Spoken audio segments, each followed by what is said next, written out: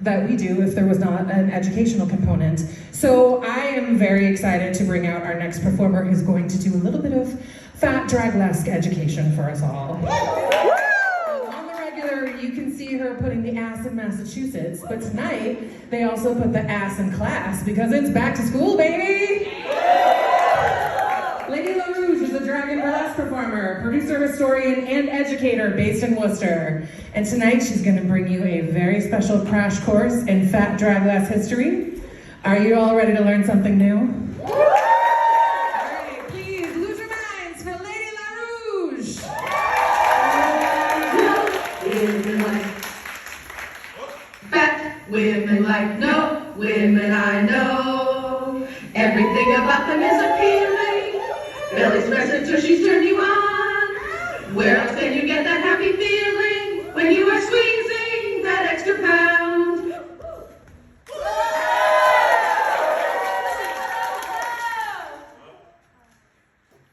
Hello, hello, hello!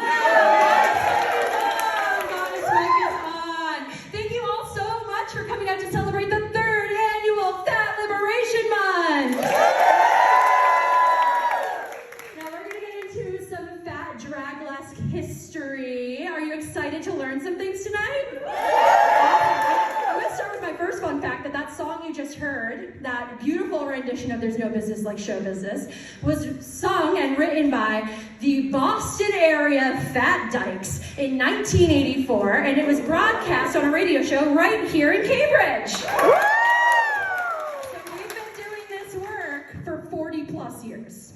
All right, and we are continuing that legacy tonight, and you are all part of that legacy by being here. So give yourselves a round of applause. Before I get into my education series, I'm just going to give you a little bit of background on how it's going to go. All of the words that you see up on the screen are also the words that are going to come out of my mouth. They're also the words that I have in my hand. So if you're a visual learner, they're up there. If you're an auditory learner, you can look at my mouth. And if you're a kinesthetic learner, come see me after the show. I'll give you access to the slides. Cool? Awesome. So let's start by talking about how fat people got ostracized in the first place. Because we've always been here, right? So why are we othered?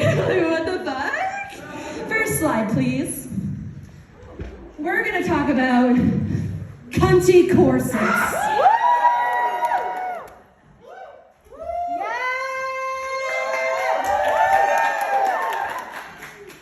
Now, what originally started as a beautiful garment was actually part of the Industrial Revolution. But before we got there, every culture, every person has their own sexual preferences. And some people like them thick, and some people like them thin. Most cultures back in the day thought fatness was indicative of health, wealth, and fertility.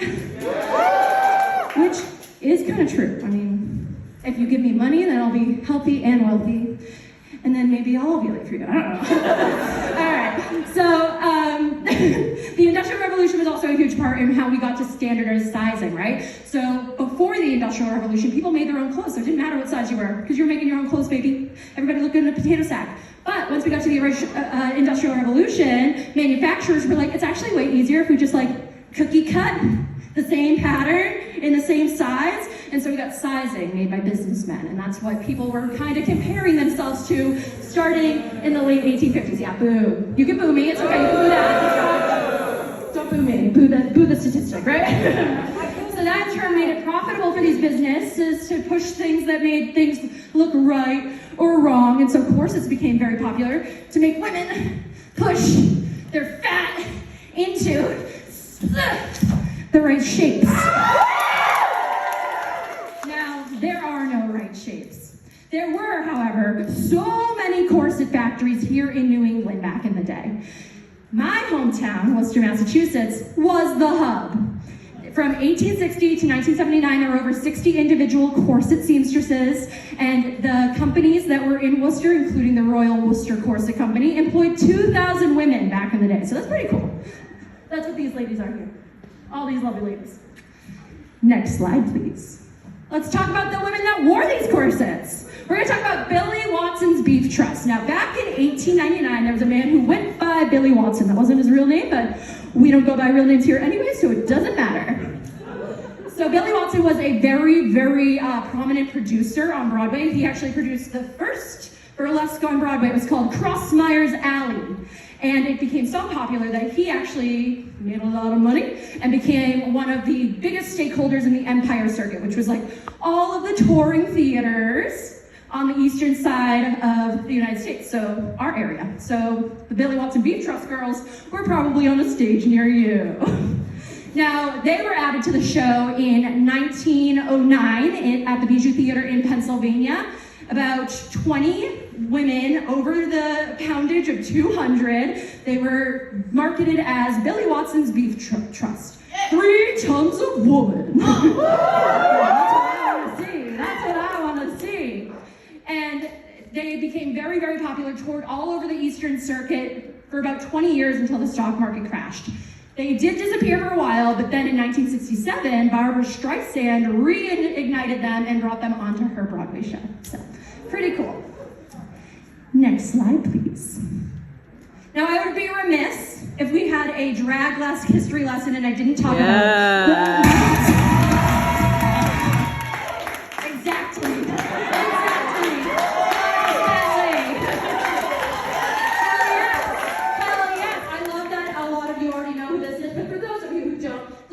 is maybe the first well-documented drag king in our knowledge, and we are so lucky to know her story. So she was born August 12, 1907 in Philly, a Leo. We love Leo. Happy Virgos. It's Leo season all year long. Anyway, so Gladys Bentley was a lovely Leo, and by the time she was 16, she became an amazing pianist, and she had this low, deep, alto voice. And because she had this low, deep, alto voice, she made her way up to New York and became a sensation at Harry Hansberry's Clam Shack, which was a very popular gay bar in the 1920s. She was very well known for her bawdy lesbian lyrics, as well as wearing a top hat and coattails. Now, this male ensemble got her very well known, so she ended up being the headliner of the Ubangi Club in Harlem, and then soon thereafter, she made her way to the West Coast. And there in LA, she was a headliner at Joaquin's El Rancho. Now, this was a really cool gay bar too. However, California had a lot stricter laws on people cross-dressing. And so her shows got rated over and over and over again. She eventually was like, fuck this, I'm gonna go to San Fran. And so she went to San Fran. And when she moved to San Fran, it was actually really cool because she signed with these awesome record labels. However, the record labels made her lean into her cisness to get into the business, and it was kind of fucked up. So by the end of her career, she was wearing dresses, and she wrote an article that was like, I became a woman again, which was like, it sounded like a man wrote it and like forced her to sign it, but I digress. She was an incredible, incredible Draglesque star, and we are so lucky to know her story. Now I have one more beautiful babe to talk about tonight, but I want to remind us that this is just the tip of the iceberg, and there's so much more to know. So, let's go to our next slide, please. Our finale is Carrie Fennell. Now, Carrie Fennell is known as Minneapolis' sweetheart. She was a very gifted dancer. She had very strong legs. And with these strong legs, she would kick, and she would turn, and she would win the hearts of everyone. And so because she had these strong legs, she did a gimmick. She said, you know what I'm gonna do? I'm gonna ensure these strong legs, I'm gonna ensure these strong legs so I can be billed as the $100,000 legged girl. And they did bill her as such, and she got more and more popular, and she ended up getting to book Minsky's. Anybody heard of Minsky's? Yes, Minsky. The night we raided Minsky's is a big Broadway burlesque house in the 60s, and they raided it all the time.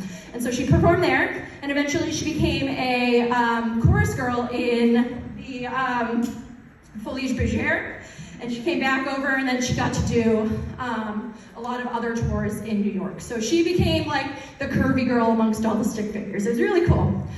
Now, while Carrie wasn't the first stripper, she is credited with being the first teaser. She wanted to switch up her act, so in 1923, at a theater in Cleveland, she started a record-breaking 54-week strip. 54! You know what she did? She took off strings of her tassels, one at a time. Now, speaking of tassels, Carrie is also credited with being the first to put tassels on pasties. The story goes that once she had disrobed all the way down to her panties and her pasties, and she needed something else to string out this strip a little bit longer. That's when she had a brainwave. She said, why not take the tassels from the can-can costume and put them on the pasties? And thus, the original nipple tassel was born. Now, right?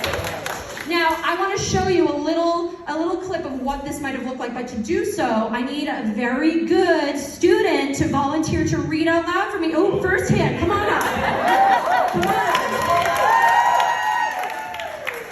Oh, Bunny. Oh, baby Bunny Benicula. Oh, are you going to be a very good slut and read this perfectly for me? Good job, Bunny. So we're gonna start here, and we're gonna end here. You ready? Into the mic. Faster and faster. It would spin what it follows tassel, lay limp and neglected on the other bosom. Then the other tassel would come to life. And it started spinning slowly while the first tassel was in full speed. Carrie looked like a twin engine bomb.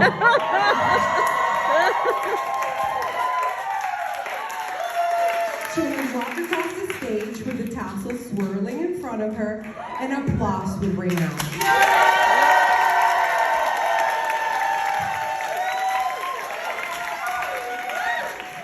Thank you, baby bunny Benicula. I don't know why you're baby bunny today, you are. Thank you, you're a very good slut. You get a gold star when you get home. So that is the end of tonight's portion of my history class. However, next slide, please. Oh, we're already there, amazing. However, you can follow me by scanning this handy dandy QR code. And on my socials, I will be sharing a little bit more about Fat Liberations Burlesque because I did have to cap this session, as well as many other historical facts. So, if you have any questions, find me in the lobby, and I'll see you soon.